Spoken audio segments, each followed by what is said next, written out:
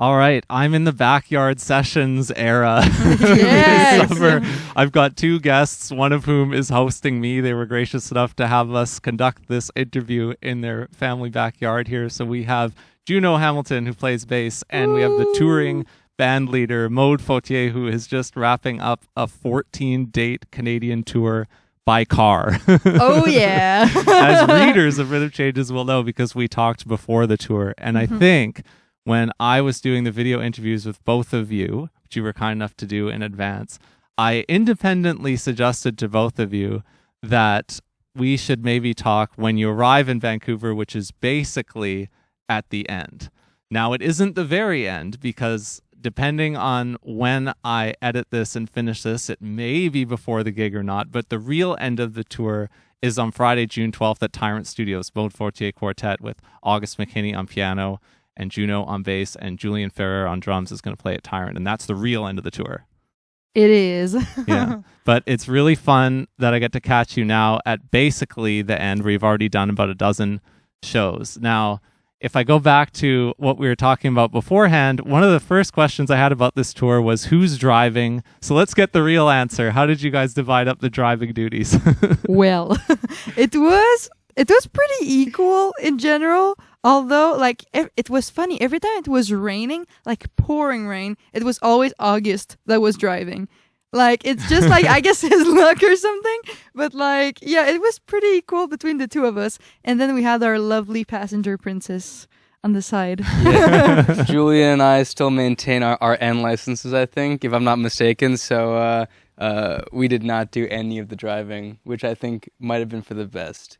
Does that mean that the licensing requirements are too onerous here in BC? I think it's very fair, and I think it's just about. I don't know. Julian's a good driver. I've heard good things about his driving, but I think it's just about right that I was not behind the wheel at any point on the trip. I think for all of our safety, it's a really good thing. You were only giving me directions when I needed to park the car sometimes. Yeah. That's you've where been very useful. Yeah, I've made myself useful somehow. Yes, indeed.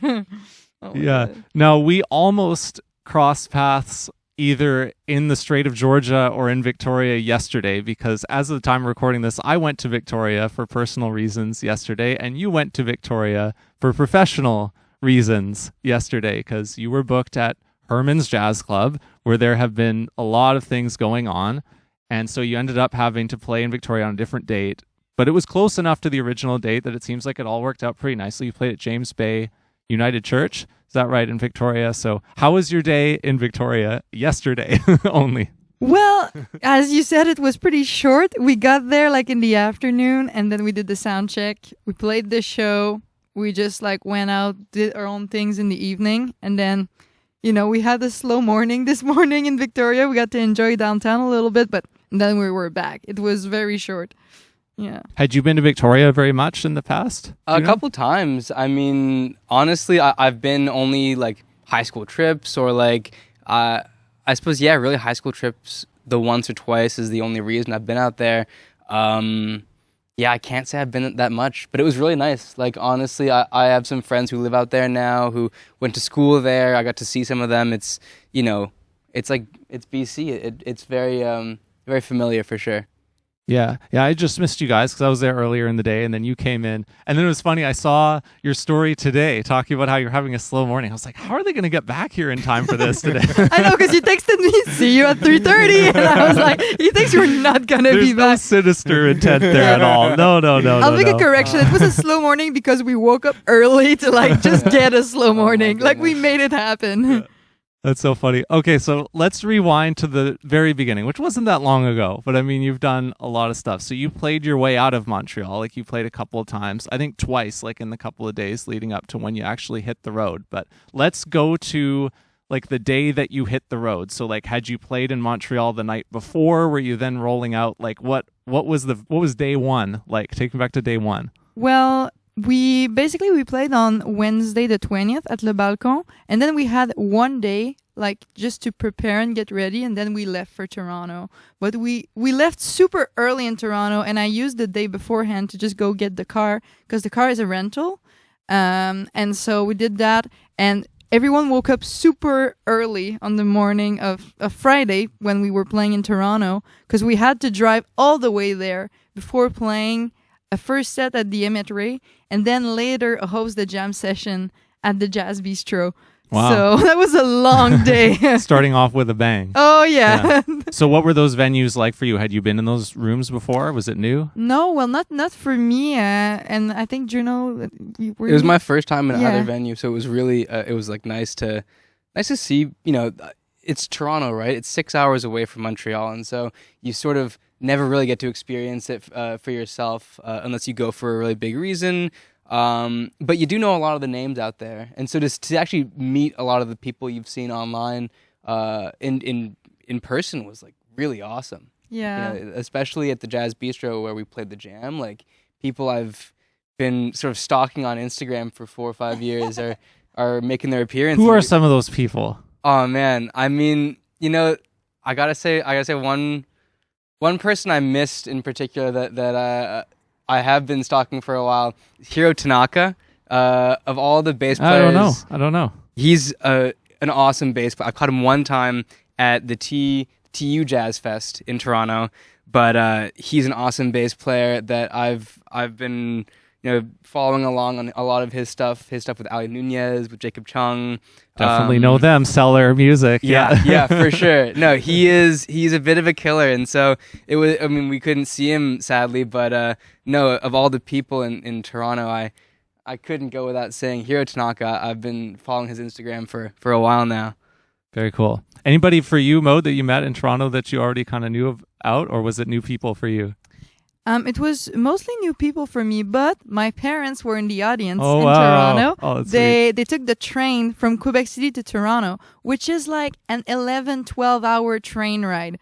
So they did all this traveling to come see me, to go see the show, and to the next day grab lunch with me. Aww. So that was I was super happy to see them. Yeah. I really appreciated in our interview, which is in the written story, where you talked about how you're from the Quebec City area and you grew up Francophone and you come to McGill and there's the English language thing to reckon with and how you dealt with that and the changes that you went through. I thought it was really cool how you shared about that part of it for me, because I don't know anything about that.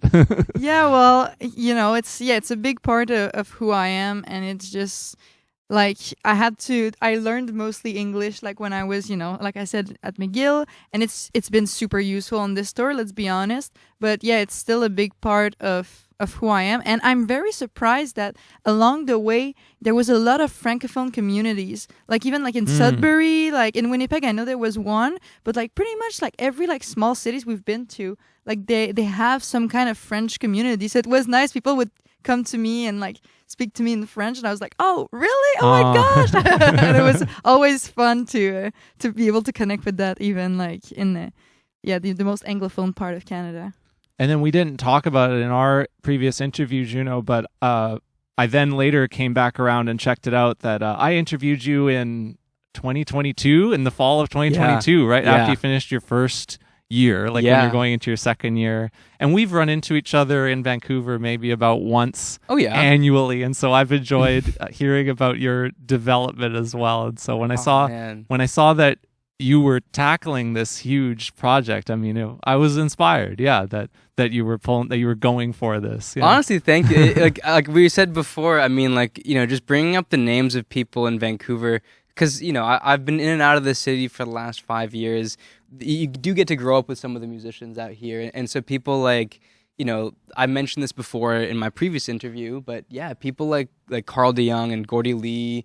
There's so many musicians out here that like every time I come back, I feel like I've grown a year, they've grown a year, and you can kind of see everyone, we're all building something together, which feels really, really nice.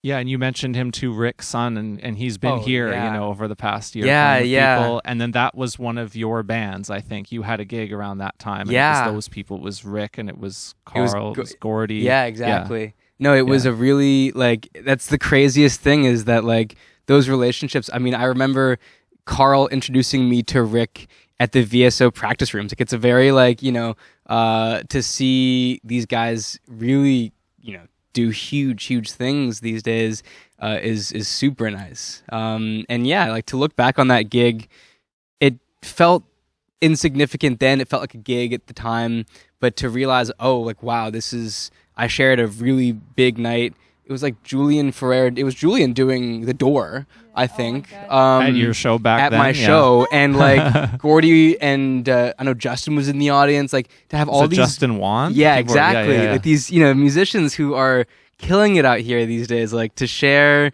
a full-on evening with them was like wow. I'm still looking back on that. Really, like I felt very lucky. I feel very lucky these days looking back on that now with sort of kinder eyes, I suppose.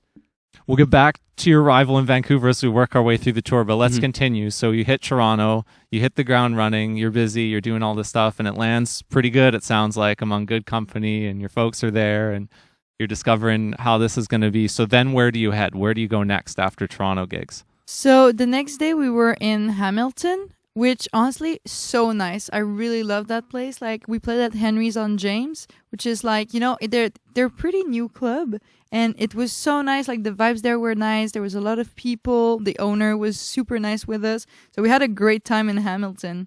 Yeah. And then where do we go? We went there. And then we went to Sudbury. Yeah. So I'm trying to picture the map in my mind. I know at some point you've got a big drive that I can ask you how it was. I don't think we're there quite yet. I think we're maybe getting Hamilton's there. like 2 hours away from But Sudbury, how far is Sudbury from Hamilton? 5 hours. Oh, it's okay. So it's a mid yeah, that drive. was fine. Yeah. That honestly was fine. So we'll definitely come up to that. 'Cause, oh my god, I was expecting it to be long, but jeez.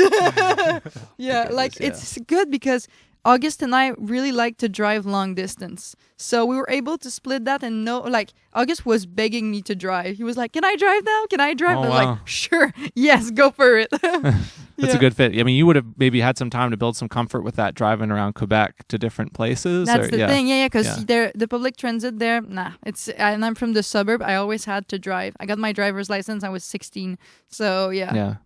Yeah, we talked about your track from Echoes of Change. That's the album that you're playing, that you released and that you're touring, and you have the track called Memories of BSP, and you said that refers to a place that's like an hour and a half outside of Quebec City or something. Yeah, exactly. Like you would go there, and it's a day trip. It was super easy to go there. Yeah. So what about Sudbury? What happened there? How was that? Sudbury was super fun. We sold out at the Night Owl, so that was great. People were super nice. The venue, it's like a small speakeasy, but like great. And then the next day we got to meet some students at the Sudbury Secondary School. So you did like a school workshop? Yeah, we did. Yeah. And that was really nice. It was like our band, and we invited the students to play with us, and it was kind of a Q&A situation. So that was nice to connect with the community and connect with the younger generation too. Yeah. So now you're 3, 4, 5 shows in, depending on how you slice it, right? From the band perspective, from the rhythm section perspective, what's it beginning to feel like? Are you all reaching a new territory here? Are you like getting really comfortable with tunes? What's it starting to feel like? Never comfortable. No, that's the beauty. Okay. I mean, it's such a funny band because really, August and Julian, like we work together quite often, but those two work together on so many different projects. So August and Julian always play together? Oh, they're a great, they're a great pair because they work together, and sort of the nice thing for me is that they work with both, with their organ band, but also with a ton of different bass players. They have given me more than enough information on what they want to hear from a bass player. But every night we would play, they would add something new. They'd keep on, it's very like them to keep pushing that envelope on those live shows and really make it, never make it too easy because, they're really interested in making things new and fresh. So every night we'd come in, they'd try something new, they'd listen to a record and bring something from that record into the playing. It was really, it's like, boy, it's right. It's like a lot of fun. But never comfortable. No, never comfortable. Same kind of question from your perspective. What was it feeling like musically as you started to get into the tour? Well, I definitely felt the same thing as Juno in terms of like the music taking sometimes like new direction, and even my compositions, like we would try new things, try to start them differently. But I always like with these guys, I just feel so supported. Like I get there, I get on stage, and I'm like, I don't think really. I'm just playing, and I can just really go with the flow, start a tune like without counting it in, without even saying what we're gonna play, and they're gonna join me. So it's just like I'm having a lot of fun Sweet. up there. Yeah. Okay, the big drive, right? Is this where we're coming up to? So you got to get to Thunder Bay. Is that what's going on here? Because you had a show in Thunder Bay. No, we didn't. That was just a stop. We stopped at so you have to stop somewhere. Yes, well, right? So, no. So the first day, basically after the master class, we drove to Sault Ste. Marie, which was really cute, actually. We were like next to the water, and it was nice to just stop there. We must be getting to places where neither of you had ever been at this point, maybe. Yes, but I've never been out there. I have to say that's just like anecdote, like because food is such a big important part of this trip. Like I think it's you that found that place, right? The Nepalese food. Yeah, we weren't expecting that at all. Sioux Spice Yeti, I believe, is its name. It's like traditional Nepalese food. Oh my god! It was so good. Who would have thought? It was ridiculous. Because and it's like. It's you think, oh, I'm like, BC and Vancouver, there's a lot of spicy food out here. There's a lot of different food out here. And you feel like you've sort of seen it all. Like, no, to really, when we were traveling across Northern Ontario, Julian and I were like, wondering if there was ever going to be a lot of Asian food. We were so pleasantly surprised. There's like a great Asian food. Yeah, there's great Asian food wherever you're stopping, and the Sioux Spice Yeti was like ridiculously good. Yeah. So that's kind of the anecdote for Sault Ste. Marie, because really we just stayed there. But then that's when the big drive is starting, because we were driving all the way to Thunder Bay. So on that first day, so from Sault Ste. Marie, and that's when we started to see. In what, like we were tired. It was like 5 days in or like 4 days. So we were already starting to be tired. Then it's like, okay, let's do this. Let's lock in. Let's get serious. Lock in, literally. So, and it's funny because in the first, the first part of the tour, we weren't stopping a lot. Like we were kind of going through, because I was like, if we stop all the time, we're gonna get there late. So we would take a couple of breaks, obviously, just to not get tired. But we would really just lock in and okay, let's do this. And I remember the first night we got to the Haven Hostel in Thunder Bay, which is really nice hostel, by the way. And there was this place that had $15 burgers on Tuesday, and they were closing in 15 minutes. And Juno and I were like, we're going to this place, whether they like it or not. We just ran to that place, and we were starving, just exhausted. And then we just went to bed. That's basically what happened. Okay. Yeah. So maybe not as much hanging out after the show was on your mind. Oh, anymore. absolutely not. Are you kidding me? No. Everyone was asleep, completely dead. Because the next day we had to leave at 9 a.m. or something? Yeah, to get to Winnipeg, Which finally. is where your next show actually was, yes, right? It at wasn't the in West End. Sioux. It wasn't in Thunder Bay. This is all just to get there, to get to Winnipeg. That kind of no man's land of the Cross Canada Drive. Yeah. Yeah. Well, that's exactly it. That's a good way to describe it. And so, but that day, our sound check was at 5 p.m. or something, or 4:30. So we had to do the entire drive. And then I was like, okay, maybe if there's no traffic, we're going to get there, even earlier for sound check. We got traffic, obviously. And so we got there for soundcheck at 4:35 or even 30. Literally, we were just right there. And the sound guy was just okay, I'm ready for you guys. And we were like, okay.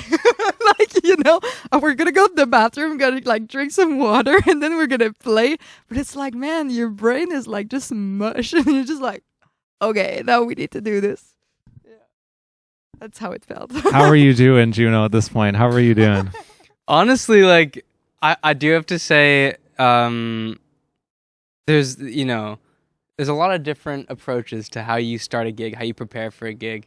To not really be given an option was it was tough. I like a nice calm, get a coffee and chill out before the gig, listen to some music. We're really, and like you were saying, there's traffic. There was a tractor had gotten hit by a car, or a truck, on the road. It was some crazy, and it was a huge, traffic was really intense getting into Winnipeg. So we were really stressed out. There wasn't really an option to sort of chill out and relax. In a sense, it was really freeing to be able to just condense all sort of preparation into a couple minutes to take a deep breath and then hit. Like you said, the boys really took great care of us. so I wasn't uncomfortable, but there was like it was pretty stressful getting to that gig in particular. So what was your venue in Winnipeg? The Western Cultural Center. It's a good venue. Yeah, no, that was great. Yeah. Yeah. We played in the smaller hall there and we had the Joyce India to do the first part of the show, which was really nice. You know, we met a couple of people, like of new people on the road, so that was fun. Yeah. What did you have for merch? I'm trying to remember. Did you have CDs and LPs? Did you have CDs? CDs, T-shirts, Oh, and t-shirts, yeah. some prints that I had. Yeah, and I sold a couple of those, so I'm happy with that. Always helps. Did you feel like you brought, this is zooming out of the whole thing, I guess, did you feel like you brought the right amount of stuff or too much stuff, or did you run out of stuff, or like, I might how'd it have go? brought a bit too much because I wanted to make sure that I didn't I had all the sizes for the T-shirts and all the CDs. So I had a little bit too much, but I don't regret it. It's better than running out. That's the thing, right? Because I can't order back, As long as you can fit it in the car. It's yes, like, yeah. and I could. Yeah. Honestly, I disagree. I think yeah, like you said, too much is better than not enough. Yeah. And like really the West End Cultural Center in particular, it's all run by like volunteers. So everyone at the gig wanted to be at the gig. Like people were buying your gear because they enjoyed your music. You know, that was I think that especially in Winnipeg, you got to see like how much this music meant to an audience, and I think people from the sales of your merch alone, it's a pretty good indication of how interested people were in your stuff. No, for sure. And people did buy a lot of CDs and a lot of T-shirts, I have to say. So like I brought a lot just because I wanted to make sure to not but I think in the end it was the right decision because people were really into it. So That's really great. I imagine neither first time in Winnipeg for you guys, for all of you, or yes, yeah. So now you're breaking new ground. It's like you're a few provinces over, and these are new people. These are all new people. Oh yeah. Yeah, and like people were so nice and so receptive to the music. Like it was really a good experience. Like everywhere we went, like people were like, come again, and like we want you at that jazz festival, and like so it was it was a good experience, and I was happy about that because you planned this whole tour, you put so much money into it, and you're like, I hope it pays out in a way, I hope people like the music and come out to the show. So yeah, I think I'll ask you about a money thing later. We'll get there. But for sure. So are we going to? I forget. Are we going to Saskatchewan now, or are we going straight through to Alberta? Where are you going next? It was Regina next. Yeah, Regina. Okay, yeah. Yeah, that's true. We played at the Artisan. Yeah. Yeah. So, and that's a great place. It's a church that they renovated, and they transformed it in a hall. And they didn't used to have a lot of jazz shows there, but a week before us, one of our friends, Valérie Lacombe, who's a great drummer, played here last week in Vancouver, well, and is on the road, I think, either now or soon. Yeah. Well, exactly. Well, she was playing at the Artisan, and right after it was us, and the place, we had like 50 tickets sold, like the day before, and I was like, okay. And then like a couple of hours before, 70. And I was like, okay. And then 100 at the show. Wow. And I was like, what? That's crazy. Like, and people were like, like super into it. And like, were very like, they were listening to the music and like enjoying it. And like, so that was great. That was a really good turnout. Yeah. Well, that's the thing as well, is like, I think that Regina, sorry, I like to go back to even Winnipeg. No, sure, yeah. Winnipeg, Regina, underrated cities in Canada. Like totally for very different reasons, but in their own right, like incredibly underrated. But what was interesting about Regina is like the like level of dedication to like jazz tradition, because it is sort of in the middle of the country. It's more sparsely populated than a BC or Quebec is, but. Donnie Kennedy is out there, Andre White. Our friend Cyrus Feldstrom's out there, and some really serious musicians are out there, and a really serious audience is there too. So what was shocking about it was like, not only are people coming to see your show, people are like clapping. They kind of get the music, the vibe. When we went to see, we were lucky enough to see Katie George play with their. Oh, you were there at the same time? Oh yeah. Oh wow. We were. Yeah. Wow. I just saw her That's like so posting. Cool. Yeah, she posted a story and she was like, "I'm playing with the jazz orchestra," and I was like, "No way!" And Hi, Katie, if you're watching. Yeah, hello. Well, that was nice. We went for coffee the next day, and it was just really nice to run into her and Mark. Oh yeah. But yeah, everyone out in Regina, they love jazz. Great. It's super awesome. Pop quiz for you guys. This was hear it. not planned. Nothing was planned, but this certainly wasn't planned. There's another one here in Vancouver, Carmen J. Price, who's a singer, but two instrumentalists who came out of Regina, who grew up there and came out of Regina in the 80s and went to study at McGill. They're both based back here in Vancouver. Do you know who either of these people are? Instrumentalists, yeah. They play together a fair bit in Vancouver. I think that is Tilden. Yeah, Tilden there Webb. We go. Okay, and who plays with Tilden Webb a lot? Who is a horn player? Player. Is Brad Turner? It's not Brad Turner. No, he's from here. He's Steve? from Lang. Steve called us dad. Wow, winner. Oh my God! You win the prize. If you're watching this, Steve and Tilden, I am a huge fan of both of you guys. That is, that's like no surprise. Regina is the place to be for jazz, it seems like. But yeah. I've never been there myself. Both my parents were born in Saskatchewan, and my dad's family's from Saskatoon, but I've never been to Regina. So yeah, maybe I'll make it there at some point. It's the best. Honestly, I like, and what Cyrus was saying as well is it's shockingly beautiful. BC is known for its beauty, and there's no surprise that this is a really gorgeous place to be, but when we were out there, it's something completely different, which is super, super nice. How's the prairie drives, the flat driving? How's that? I wouldn't know. Oh yeah, right. No, you wouldn't. Honestly, like sometimes it was beautiful because like the skies that we were seeing out there were just like gorgeous. Like we would stop to like take pictures on the side of the road, and it was nice. But you kind of get tired of it after a little while. But it's still pretty though. I have to say, yeah, it's nice. So that's it for Saskatchewan. No Saskatoon. It's Regina, right? Yeah, we tried to play in Saskatoon, but didn't book. Yeah, they book quite book early. so far. It's crazy. Yeah. And it's like it's okay. I understand. Like there's not a lot of place to play in Saskatoon, so that's so valid. But yeah. Yeah. So yeah, Calgary. We stopped there for like just a day. Like we didn't play there, and then so our next stop was Edmonton.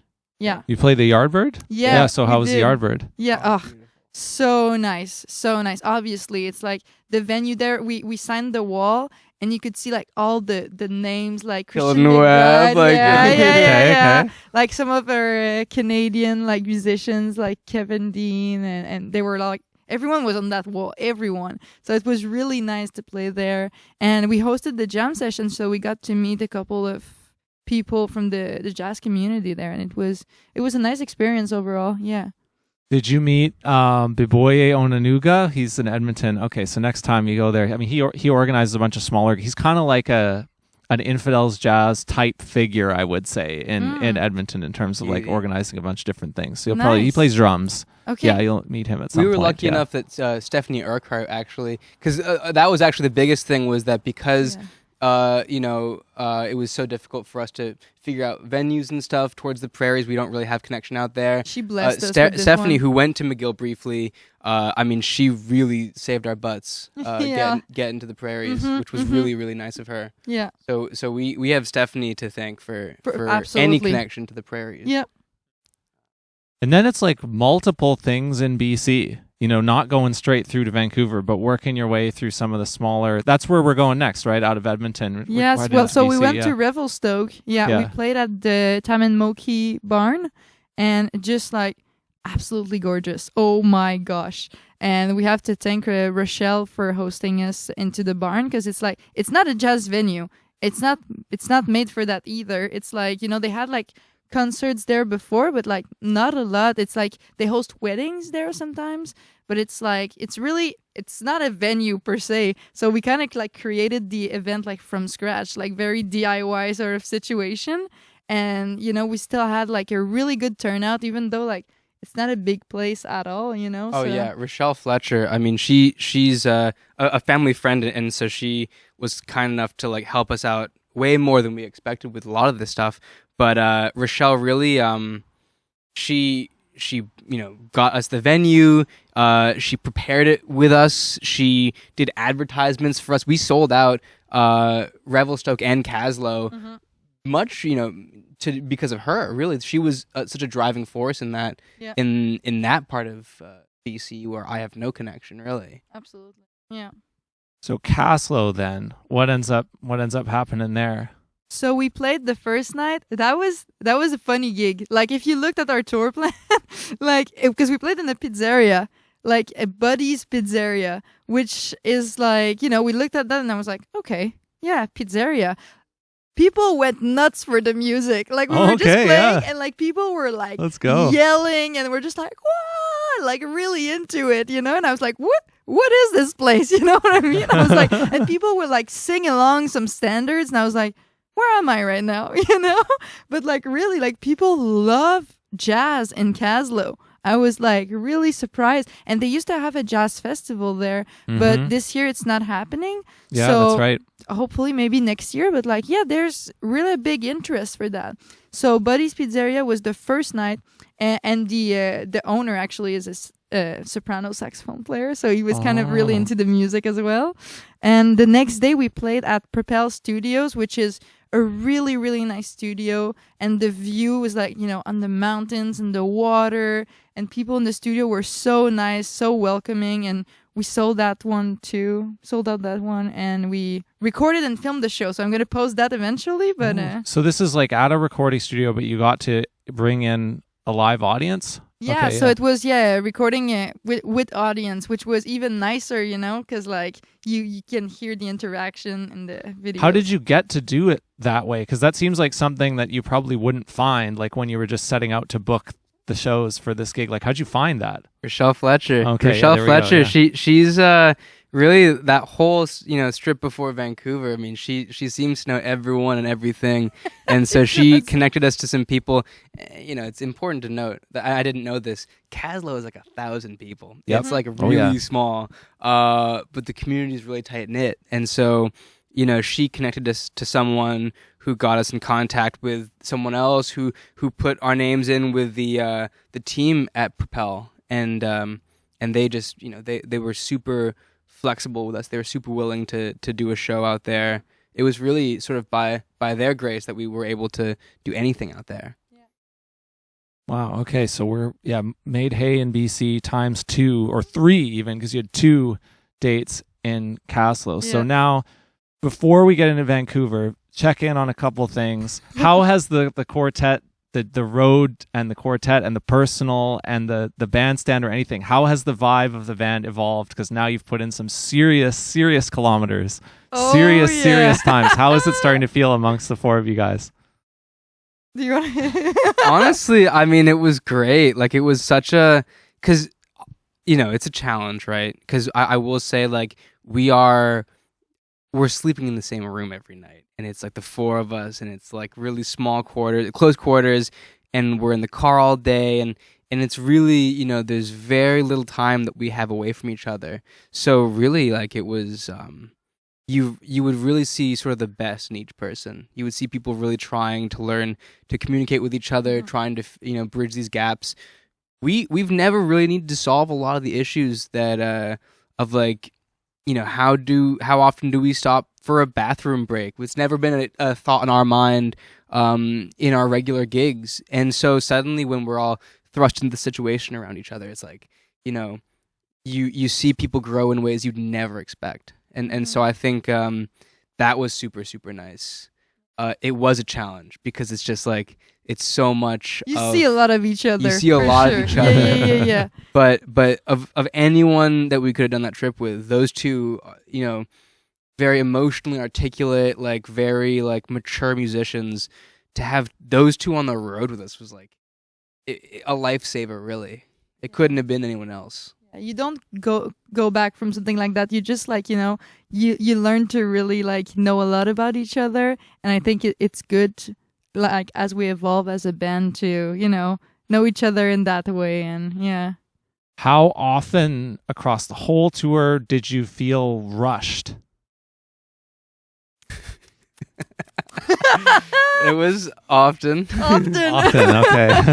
Well, because it's just like we have places to go and like things to do, you know what I mean? So it's like you're trying to be chill through it a little bit. It's like, man, we have a gig in like Winnipeg and we have 8 hours to drive. So like we gotta go, But we were, I planned the tour also in a way that we could have a couple of days of rest as well. So we were still able, like, like in Kaslo, we had a show with like in the evening. So, and anytime the guys, like we were at destination. I was like, okay, like you guys go do your thing, like go explore, and then like come back for the gig. And it's been chill for that. Yeah. And you have rest now, like when we're talking like in advance of the Vancouver gig, which is smart because like you get to rest before your last thing, and maybe that helps you, like you'll be there to the fullest and be a little bit more rested up. Yeah, instead of just having to get to the finish line, it's like, okay, now you're kind of looking forward to the last thing. Well, yes, that's cool. We kind of needed that, honestly, because otherwise it's just like you get to a point where you're really tired. Like you need like these days of rest in between for sure. Like beginning of the tour, 2 gigs in the night, no problem. 6 hours of sleep, all good. But at this point, you gotta relax a little bit. Yeah. Yeah, I enjoy hearing about all of that. You mentioned that I could ask you about this too at the beginning, which is about the preparation of the tour. And you said you applied for a grant, which you set out on the tour and you didn't know whether or not you would get. And I don't know which funder it's from yet, but that it would have covered tour costs, I'm imagining. And then you found out in Revelstoke that you didn't get it. So tell me a bit more about what you applied for, or like how that went down. Well, I applied for like basically a grant with the Conseil des Arts et Lettres du Québec, or CALC or whatever. And I applied because I thought, like, I was like, okay, like maybe it will cover the costs of the tour. But I work a day job, and I've been working a day job since I was 16, and I had put, quite a bit of money aside. And I was like, okay, if I don't get it, at least I'm covered. Because it's something you need to think about, because it's like your first grant application. I had a lot of people helping me out, and I planned in advance, but there's a lot of people applying for them, obviously, and especially this time of the year, like everyone is trying to go on tour, so it's it can be a bit more complicated. Yeah, because it's hard or impossible to like be able to have enough time and have the timing work out that you could apply to these things and decide whether or not to do the tour based on them. You can't do that. Like, exactly. It's never going to work. Especially for a tour like this. And, it's like, I can't just be like, oh, okay, guys, didn't get it. We cancel everything. Because it's like, I've been planning this for a year. And to me, it was really important to do it this year. I felt like that was the right time. We're all out of university. We have time for it. You just recorded this album. You just put this album out. Yeah. Right? So it's like, I don't have time to wait until I get a grant. And the fact that I was, I really planned for myself that money on the side. Because first of all, I wouldn't have done the album. Even if I got a grant for the album, wouldn't have done it if I didn't have the money, just in case I don't get the grant. Same thing for the tour. Which you did for the album, or at least for some, you did get one grant that you told me about that covered the period of time where you were working on the album. Yeah. Exactly. Yeah. Yeah, that's good. So, okay. Now, speaking of a year to plan in advance, so if you could do this all over again, or if next time, yes. What are you going to keep in mind? What are you going to remember when you think about doing this again? What's going to be on your mind from the experiences that you've had so far? Like the next thing you're going to do that's like this. What are your learning kind of takeaways in that sense? Yeah, well, I think one thing for sure is like planning it like even more in advance, because now I know also where I want to go. So I would just, try to plan, okay, like maybe 2 years in advance, I'm going to book this gig, and like just like, because I was in advance, but I didn't know that some places booked even more in advance. Even further, yeah. Yeah. So maybe like, be able to book a gig in Saskatoon, and be able to book one in Calgary as well. And, like, I don't know if I would do again the 4 people in the car kind of situation. Like, it was good for this first tour, but then maybe like that method would evolve. But I love the guys. I really love them. But fired. This is didn't say that. I needed to talk to you about something, actually. No, but like we would probably do it differently, or like I don't know if I would be like that long in a car, because it's a thing that like you don't go across the country every summer, in a car. Like it's a lot of things to plan, but yeah, maybe that's what I got from it. Juno, you when we spoke, you definitely gave the credit to Maude for sure for all the planning. But like, because you guys were working on the album, you were talking about it, you saw the preparation. What would you say on this when we're thinking about this? Like the takeaways that we learned if we were doing it again, what would be on your mind? I think, like it was a great, I've said this like a million times. I'll say it again. It was a great plan. Like it was sort of in many ways, there's so many things to work on, but you got to keep what's good. Like if it ain't broke, and there are elements to this plan that were just spot on. I think like you made sure that we were taken care of, and that we were in a city, and we knew where we were, how we needed to act, like what the game plan was going to be for that that day or that week. You gave us all the information that we needed, which is really good. I honestly, anything else that we can add to this tour is just adding with that ethos of like, you're on the road, like you said, like you are in the road with 3 other people, and just keep on taking good care of people, and I think things will work out. That's also what people would tell you on the road, is like, you are, for better or for worse, taking care of 3 other people. And so, yeah, honestly, if you were to do this again, if I were to do this for my own project, like doing, what would Maude do? What would Maude do at all is a really good place to begin.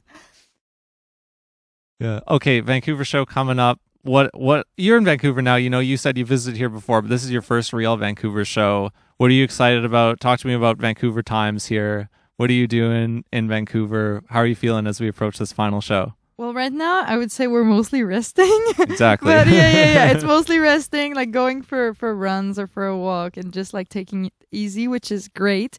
But I'm excited. I've never played at Tyrant Studios, and I heard great things about it. So I'm looking forward to that, and just, like meeting the people here again and having our last show. Like, we made it, It's like, I'm really proud of us. I'm really proud of the band. And I just want to celebrate that last show of the tour and enjoy it, really.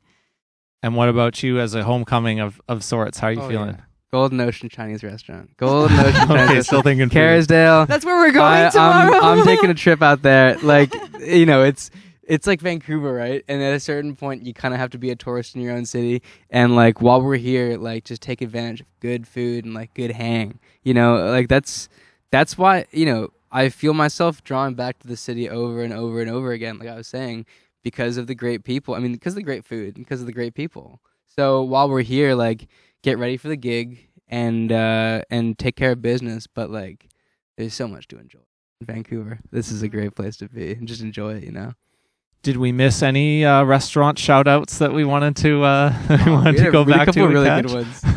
We've been talking about this on the road. Winnipeg.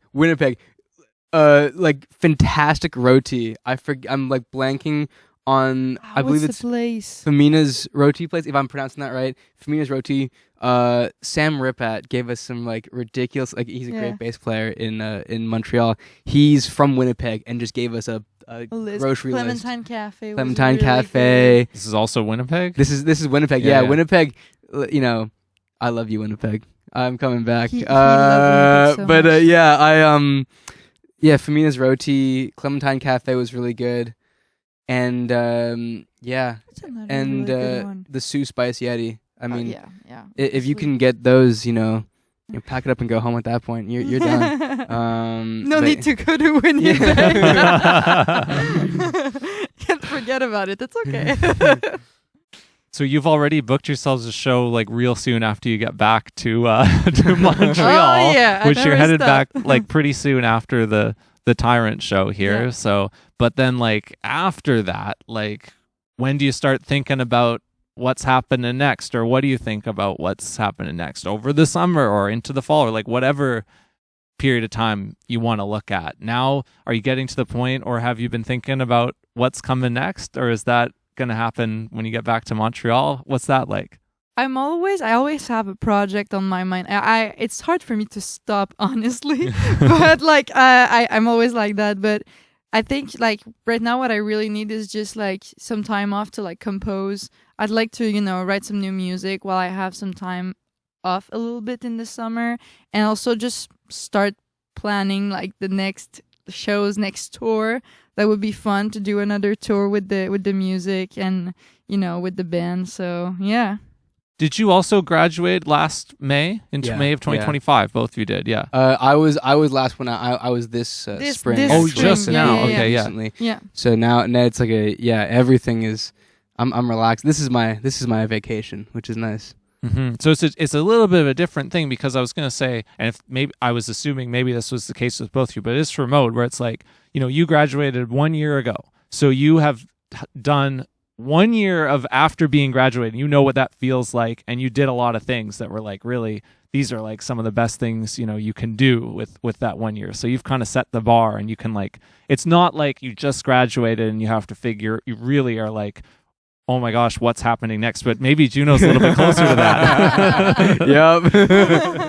No, I'm like I said before, this is a community thing, right? Like, the nice thing about it is I've graduated, and suddenly like the community, it opens up, and you see the options available to you. So yeah, I mean, I'm like, every day I'm waking up like, what am I gonna do tomorrow? Like, what's the plan?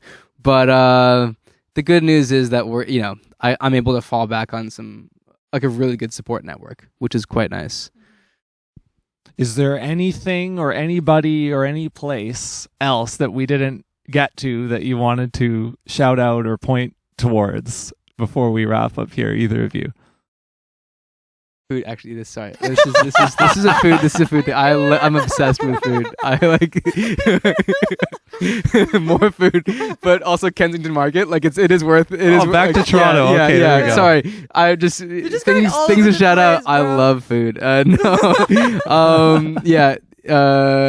Thank you, Kensington Market, for giving me the most food I've ever eaten for $15. What a wonderful way to spend a tour. Oh yeah. And on my end, it's pretty much, yeah. You pretty much wrapped it up with the food. Unless there's more food that I should be talking about. Exactly. Yeah. Well, thank you guys for doing this. I was saying at the beginning that sometimes you get to do the advance thing and look ahead to somebody's shows and hopefully draw attention to that in that way. And then sometimes you get to do the opposite, where you don't get to point towards the shows where they happen, but you get to hear about it afterwards. And it's not often you get to do both. So I very much enjoyed that we got to do both. And thanks for making time for me while you're resting here and before your last show. So congrats on everything you've done on this tour. Oh man, thank you so much for having us. Really, this is the best. To be able to wrap this up like this is like, it's like a joy. Yeah, it's awesome.